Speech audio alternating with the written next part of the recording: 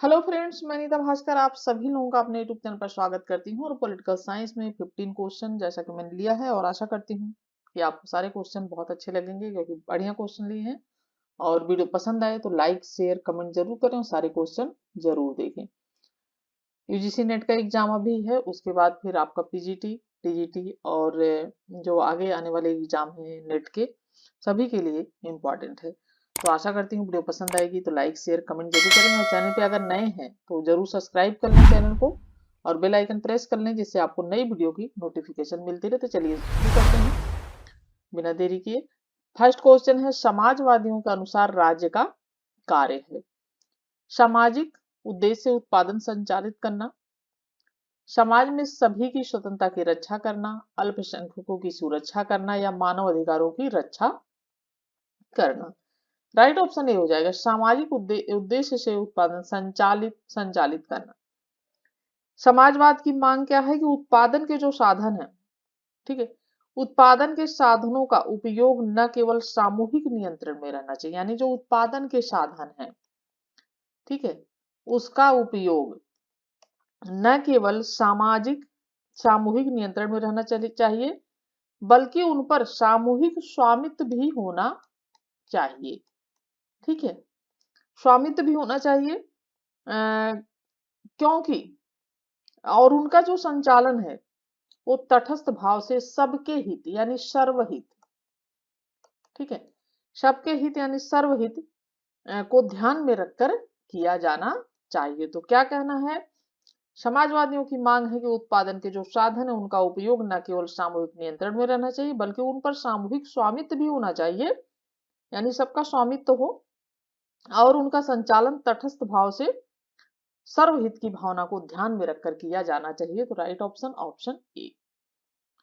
Second question है, जनमत किसी विषय पर लोगों के विचार को इंगित करता है चाहे वह एक ही सामाजिक समूह के हो। यह किसका कथन है, मोरिस गिन्सबर्ग का, गिम्बालियन का, लियोनार्ड डब्ल्यू डोब का या हरमन फाइनर का। राइट ऑप्शन हो जाएगा लियोनार्ड डब्ल्यू डोब। ऑप्शन सी, जनमत मुद्दों पर लोगों की जो आवृत्तियां होती हैं उनकी ओर संकेत करता है जब उसी सामाजिक समूह के क्या होते हैं, सदस्य होते हैं। ठीक है, और किम्बालयंग जो है सदस्य होते हैं और मॉरिस गिन्सबर्ग अनेक मस्तिष्कों की क्रिया प्रतिक्रिया के कारण जनमत सामाजिक की उपज है। ये गिन्सबर्ग और किम्बालयंग जो है जनमत का गठन, ये कहते हैं कि जनमत का गठन किसी निश्चित समय पर जनता द्वारा आधारित मतों से होता है। तो ये जो कथन है वह किसका है, जनमत किसी विषय पर लोगों के विचार को इंगित करता है चाहे वह एक ही सामाजिक समूह के हों। राइट ऑप्शन है लियोनार्ड डब्ल्यू डोब का। ठीक है, थर्ड है, गांधीवाद जैसी कोई चीज नहीं है, सन 1936 में यह किसने कहा था, Jawaharlal Nehru, Maulana Azad, Rabindranath Tagore, Mahatma Gandhi. Right option D हो जाएगा, महात्मा गांधी ने खुद ही कहा था कि गांधीवाद जैसी कोई भी चीज नहीं है। गांधी जी के व्यक्तित्व की महानता उनके इस विनम्र आग्रह में देखी जा सकती है, ठीक है, कि मैं यह दावा नहीं करता कि मैंने किसी नए सिद्धांत का प्रतिपादन किया है। कौन कहता है, ये गांधी जी कहते हैं कि मैं यह दावा नहीं करता हूं, ठीक है, कि मैंने किसी नए सिद्धांत का प्रतिपादन किया है जैसा कि गांधीवाद, और मैंने अपने दैनिक जीवन और समस्याओं पर अमर सत्यों को लागू करने का प्रयास किया। हाँ, मेरा सारा दर्शन यदि उसे उस आडंबरपूर्ण नाम से युक्त करना है उसमें निहित है जो मैंने कहा है। आप इसे गांधीवाद न कहें क्योंकि इसमें वाद जैसी कोई वस्तु नहीं है। गांधी जी कहते हैं कि इसमें वाद जैसी कोई वस्तु नहीं है। तो गांधी जी जैसी कोई चीज, गांधीवाद जैसी कोई चीज नहीं, यह कहा है 1936 में महात्मा गांधी जी ने। ठीक है, फोर्थ क्वेश्चन है, निम्नलिखित निर्वाचन व्यवस्थाओं में से कौन अल्पसंख्यकों का प्रतिनिधित्व सुनिश्चित नहीं करती है, अनुपातिक प्रतिनिधित्व, संचयी मत व्यवस्था, सी है सीमित मत व्यवस्था और डी है सापेक्षिक बहुमत व्यवस्था। राइट ऑप्शन हो जाएगा ऑप्शन डी, सापेक्षिक बहुमत व्यवस्था। अल्पसंख्यकों के प्रतिनिधित्व के लिए आनुपातिक प्रतिनिधित्व, सीमित मत व्यवस्था, एकल मत व्यवस्था और मध्यम व्यवस्था, संचयी मत व्यवस्था और मतभार में मनोनयन इत्यादि विधियां अपनाई जाती हैं। तो निम्नलिखित निर्वाचन व्यवस्था काल प्रश्न का प्रतिनिधित्व सुनिश्चित नहीं करती है, तो राइट ऑप्शन हो जाएगा ऑप्शन सी सापेक्षिक बहुमति व्यवस्था। अनुपातिक प्रतिनिधित्व, संचयी मत व्यवस्था, सीमित मत व्यवस्था, एकल मत व्यवस्था, मध्यम व्यवस्था, ये सभी अपनाई जाती हैं अल्पसंख्यकों के प्रतिनिधित्व को जो सुनिश्चित करती हैं। ठीक है, नहीं करती है सापेक्षिक जो है व्यवस्था। फिफ्थ क्वेश्चन है, निम्नलिखित में से कौन सा एक लोकतंत्र में दबाव समूह का कार्य नहीं है? सरकार निर्माण के लिए चुनाव लड़ना, ठीक है। दूसरा है अपने पक्षधर अभ्यर्थियों को निर्वाचित होने में सहायता देना। तीसरा है अपने हितों की सिद्धि के लिए विधायकों का समर्थन प्राप्त करने के प्रयोजन से उन्हें संरक्षण देना। डी है जनमत का समर्थन प्राप्त करने के लिए उसे प्रभावित करना। और राइट ऑप्शन हो जाएगा ऑप्शन ए सरकार निर्माण के लिए चुनाव लड़ना। तो राजनीतिक दल और दबाव समूह में प्रमुख अंतर यह है कि, क्योंकि ये आप देखेंगे तो यहाँ लिखा है नहीं है, इस बात पे आपको ध्यान देना है। ठीक है, क्या है कि लोकतंत्र में दबाव समूह का कार्य नहीं है तो चुनाव नहीं लड़ता है ये। ठीक है, ये पीछे रह के जो है सहायता करता है। तो राजनीतिक दल और दबाव समूह में प्रमुख अंतर क्या है? प्रमुख अंतर यह है कि राजनीतिक दल अपनी जो नीतियां होती हैं, कार्यक्रम होते हैं, उनको क्रियान्वित करने के लिए विधायिका और कार्यपालिका में स्थान प्राप्त करना चाहते हैं। कौन? राजनीतिक जो दल होते हैं। ठीक है, ये क्या करते हैं? सत्ता प्राप्त करने के लिए नीतियों जो है उनको और सब में क्या करते हैं? कार्यपालिका में स्थान प्राप्त करें, परंतु हित समूह ऐसा प्रयत्न नहीं करते। जो दबाव हित होते हैं, दबाव समूह, यदि कोई हित समूह निर्णय कर लेता है कि उसके सदस्य चुनाव लड़कर शासन के पद पर पहुंचने की कोशिश करेंगे, तो उसका मूल्य जो स्वरूप होता है वो हित समूह का नहीं रखता, बल्कि राजनीतिक दल का स्वरूप धारण कर लेता है। तो सरकार के लिए चुनाव लड़ना यह कार्य नहीं करते हैं, बाकी सारे कार्य ये यानी सहायता देना, अपनी हितों की सिद्धि करना चाहते हैं और अपने हितों की सिद्धि करने के लिए उन्हें संरक्षण देते हैं, जनमत का समर्थन प्राप्त करने के लिए उसे प्रभावित भी ये करते हैं। ठीक है, 6 क्वेश्चन है, आधुनिक दल व्यवस्था का उद्भव सर्वप्रथम कहाँ हुआ? USA, France, England, Belgium. Right option जो हो जाएगा ऑप्शन सी हो जाएगा, इंग्लैंड में। तो आधुनिक दल व्यवस्था का उद्भव विकास जो हुआ है वो सर्वप्रथम इंग्लैंड में हुआ है। और वास्तव में दलीय व्यवस्था को एक व्यवस्थित रूप प्रदान करने का श्रेय जो है ये किसको जाता है? इंग्लैंड को जाता है। ठीक है, और जब इंग्लैंड में गृह युद्ध जो हुआ था, ठीक है, उसका सूत्रपात जो राजनीतिक दलों द्वारा हुआ था और इसी वजह से ये इंग्लैंड जो है इसका विकास हुआ था। ठीक है, 7th क्वेश्चन है, निम्नलिखित में से कौन सा संवैधानिक शासन की मुख्य विशेषताएं हैं? नीचे दिए गए कूट से अपना उत्तर चुनें। निर्मित संविधान, विधि का शासन, शक्ति पृथक्करण, विचार और अभिव्यक्ति की स्वतंत्रता। राइट ऑप्शन क्या हो जाएगा 7 क्वेश्चन का? राइट ऑप्शन बी हो जाएगा 2 और 4। विधि का शासन, विचार और अभिव्यक्ति की स्वतंत्रता संवैधानिक शासन की क्या है? मुख्य विशेषताएं हैं। ठीक है, और केवल वह सरकार ही संवैधानिक सरकार कही जाएगी जो संविधान पर आधारित हो, संविधान द्वारा सीमित और नियंत्रित भी हो। ठीक है, संविधान द्वारा सीमित भी हो और क्या हो? नियंत्रित भी हो संविधान द्वारा। और जो है तथा स्वेच्छाचारिता के स्थान पर केवल विधि के अनुरूप ही संचालित यानी विधि के अनुसार कार्य करे। संविधान का निर्मित होना या विकसित होना कोई महत्वपूर्ण बात नहीं है, लेकिन शक्ति पृथक्करण जो है अध्यात्मक शासन की क्या है? विशेषता है, और यह संवैधानिक शासन के लिए अनिवार्य नहीं होती है। ठीक है, ये जो शक्ति पृथक्करण है। और स्वेच्छाचारी देशों के अतिरिक्त विधि के अनुरूप शासन वाली जो व्यवस्थाएं हैं उदारवादी लोकतांत्रिक अधिकारों के अंतर्गत यह विचार अभिव्यक्त करने की स्वतंत्रता को क्या करता है? मान्यता देता है। तो ऑप्शन 2 और 4 हो जाएगा बी। नेक्स्ट है, संविधान के बिना राज्य राज्य न होकर अराजकता का शासन होगा, यह किसने कहा है? Lord Bryce, Jellinek, Dicey, CF Strong. Right option हो जाएगा ऑप्शन बी, जेलिनेट। राज्य के लिए संविधान की अनिवार्यता बतलाते हुए जेलिनिक ने कहा है कि संविधानहीन राज्य की संकल्पना नहीं की जा सकती। क्या कहा इन्होंने कि संविधानहीन जो राज्य है उसकी क्या है, कल्पना नहीं की जा सकती। ठीक है, ये कहा है जेलिनिक ने कि कल्पना नहीं की जा सकती है संविधानहीन शासन के बिना, यानी जहां संविधान ना हो तो उस शासन की कल्पना नहीं की जा सकती है। और संविधान के अभाव में राज्य न होकर एक प्रकार की क्या होगी, अराजकता होगी, अराजकता का शासन होगा। जेलिनिक। 9 क्वेश्चन है, निम्नलिखित में से कौन सा विषय भारत में संघ सूची का नहीं है? प्रतिरक्षा, रेल, निर्वाचन, शिक्षा। संघ सूची का पूछा है और राइट ऑप्शन इसका क्या हो जाएगा, ऑप्शन डी हो जाएगा, शिक्षा।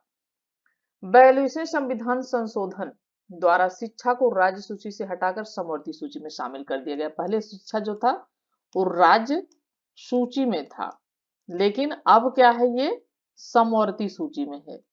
ठीक है, समवर्ती सूची में है ये अब शिक्षा। तो कौन से संशोधन द्वारा हटाया गया इसको? 42वें संविधान संशोधन द्वारा 1976 में 42वें संविधान संशोधन हुआ था। ठीक है, तो राइट ऑप्शन हो जाएगा ऑप्शन डी।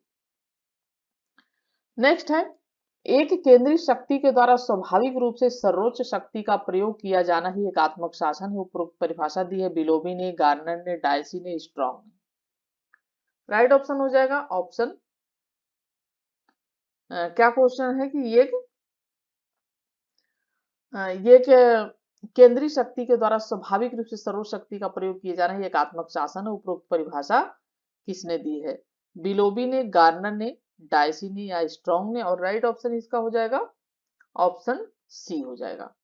ठीक है, ऑप्शन सी हो जाएगा। डायसी एक केंद्रीय शक्ति के द्वारा सर्वोच्च शक्ति का प्रयोग किया जाना ही एकात्मक शासन है, या कहते हैं डायसी। ये केंद्रीय शक्ति के द्वारा स्वाभाविक रूप से सर्वोच्च शक्ति का प्रयोग किया जाना ही क्या है, एकात्मक शासन है। फाइनर कहते हैं, ठीक है, फाइनर कहते हैं एकात्मक राज्य वह है जिसमें शासन सत्ता एवं शक्ति एक केंद्र में निहित रहती है और जिसकी इच्छा एवं अधिकार उसके समस्त क्षेत्र पर कानूनी सर्वशक्तिमान होते हैं। और गार्नर क्या कहते हैं?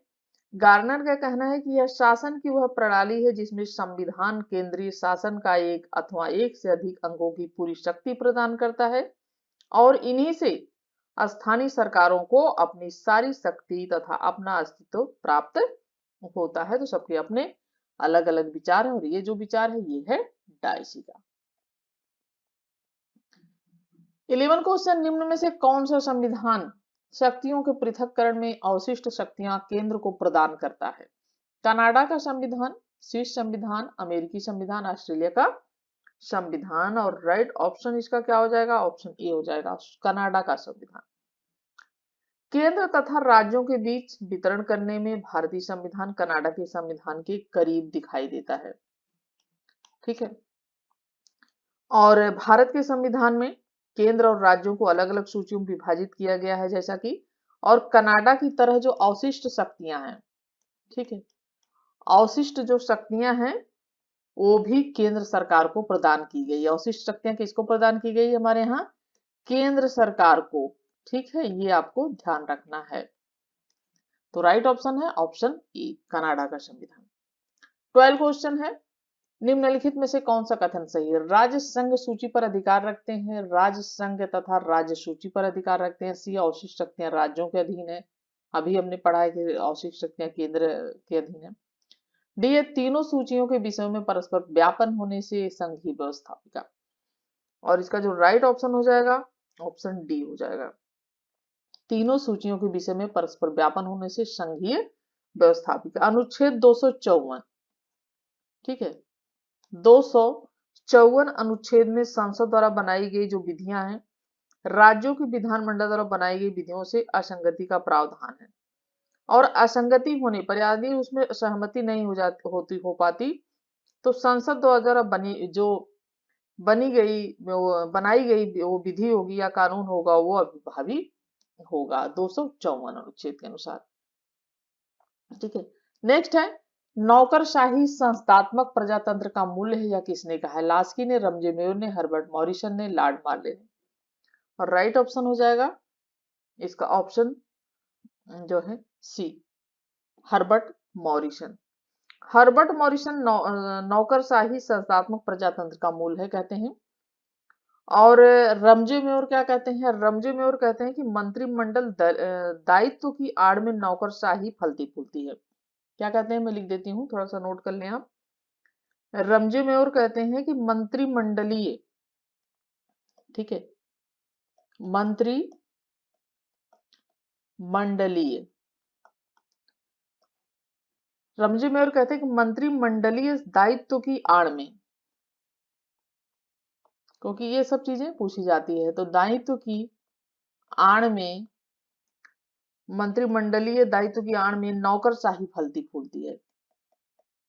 ठीक है, नौकरशाही जो है वो क्या है? फलती और फूलती है।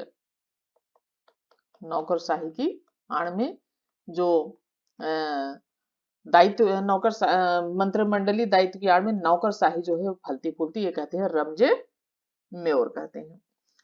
और हार्ड वीवर्ट कहते हैं कि नौकरशाही को नवीन निरंकुशता कहा जाता है। ठीक है, तो ये सारे अपने अपने सबके कथन। और हर्बर्ट मॉरिसन ये कहते हैं कि नौकरशाही प्रजातंत्रात्मक संस्थात्मक प्रजातंत्र का मूल्य है। ठीक है, चलिए, शुम्पीटर तथा डहल, नेक्स्ट क्वेश्चन। शुम्पीटर तथा डहल द्वारा प्रतिपादित लोकतंत्र का बहुलवादी सिद्धांत है, सिद्धांत मानता है। शुम्पीटर तथा डहल वाला प्रतिपादित लोकतंत्र का बहुलवादी सिद्धांत मानता है कि व्यक्ति एक उपयोगिताओं का उपभोक्ता है, एक नैतिक प्राणी है, एक प्राणी है जो अपने व्यक्तित्व के विकास में रुचि रखता है, एक मानववादी है जो मनुष्य के शोषण को समाप्त करना चाहता है। और राइट ऑप्शन क्या हो जाएगा? ऑप्शन हो जाएगा ए, एक उपयोगिताओं का उपभोक्ता है। तो लोकतंत्र के बहुलवादी सिद्धांत के अनुसार उदार लोकतंत्र का अर्थ है कि अपेक्षाकृत स्वायत्त समूहों के बीच सौदेबाजी की प्रक्रिया। इस विचारधारा के अनुसार जो उदार समाज है उसके अंतर्गत मनुष्यों को अपने अपने हितों की देखरेख करने के लिए संगठन बनाने की क्या होती है? स्वतंत्रता प्राप्त होती है। ठीक है, और इस तरह के अपेक्षाकृत स्वायत्त हित समूह जो होते हैं वो संगठित हो जाते हैं। और उदार समाज में किसान, कामगार हैं, दुकानों हैं, व्यापारी हैं, व्यवसायी हैं, उपभोक्ता इत्यादि के अपने अपने क्या होते हैं? उनके संघ बने होते हैं सबके। ठीक है, संघ बने होते हैं। और इस तरह अनेक स्वायत्त समूह आपस में समझौता या क्या करते हैं? सौदेबाजी करते हैं। ठीक है, समझौता या सौदेबाजी करते हैं। और इस प्रक्रिया में व्यक्ति एक उपभोक्ता के समान उपयुक्त या बेहतर उपयोगिता का चुनाव करता है। तो राइट ऑप्शन है ऑप्शन ए, एक उपयोगिताओं का उपभोक्ता है। नेक्स्ट और लास्ट क्वेश्चन है, निम्नलिखित में से किस देश के संविधान से भारतीय संविधान की संघ व्यवस्था प्रभावित नहीं? अमेरिका, कनाडा, ऑस्ट्रेलिया, दक्षिण अफ्रीका। लास्ट क्वेश्चन है और इसका राइट ऑप्शन हो जाएगा दक्षिण अफ्रीका। ऑप्शन डी हो जाएगा। दक्षिण अफ्रीका ने स्वयं एकात्मक संविधान अपनाया है। क्या है? दक्षिण अफ्रीका में एकात्मक संविधान। ठीक है, और संघीय व्यवस्था के प्रमुख लक्षणों में संविधान की सर्वोच्चता और न्यायपालिका की जो स्वतंत्रता की अवधारणा अमेरिकी संविधान से, जबकि संघात्मक जो ढांचा है वो कनाडा से। ठीक है, संघात्मक जो ढांचा है वो कनाडा से लिया गया है। और जो है समवर्ती सूची का प्रावधान जो है वो कहां से लिया गया है? ऑस्ट्रेलिया से लिया गया है। समवर्ती सूची का प्रावधान कहां से लिया गया है? वो ऑस्ट्रेलिया से लिया गया। संघात्मक शासन जो है वो कनाडा से लिया गया है। और अमेरिका से संविधान की सर्वोच्चता। ठीक है, संविधान की एक क्वेश्चन इस पर जरूर बनता है, चाहे कोई भी एग्जाम दे आप, एसीएस, पीसीएस, आईएएस या किसी भी एग्जाम देंगे, ये क्वेश्चन जरूर पूछता है। तो ये आपको सारे याद रखने हैं कि कहां से क्या लिया गया है हमारे संविधान में। तो संविधान की सर्वोच्चता और न्यायपालिका। ठीक है, न्यायपालिका की जो स्वतंत्रता है वो कहाँ से लिया गया है? अमेरिका से लिया गया। संघात्मक शासन जो है वो कनाडा से लिया गया। समवर्ती सूची ऑस्ट्रेलिया से लिया गया। दक्षिण अफ्रीका से एकात्मक संविधान। ठीक है, और राइट ऑप्शन क्या हो जाएगा? ऑप्शन इसका डी हो जाएगा। और जैसा कि 15 क्वेश्चन कंप्लीट होते हैं, और आशा करती हूँ वीडियो पसंद आई होगी। पसंद आई हो तो लाइक शेयर कमेंट, और नगर नगर नए हैं चैनल पे तो सब्सक्राइब जरूर कर लें। नेक्स्ट वीडियो में फिर मिलती हूँ, तब तक आप सभी लोगों का धन्यवाद। Thank you for watching video.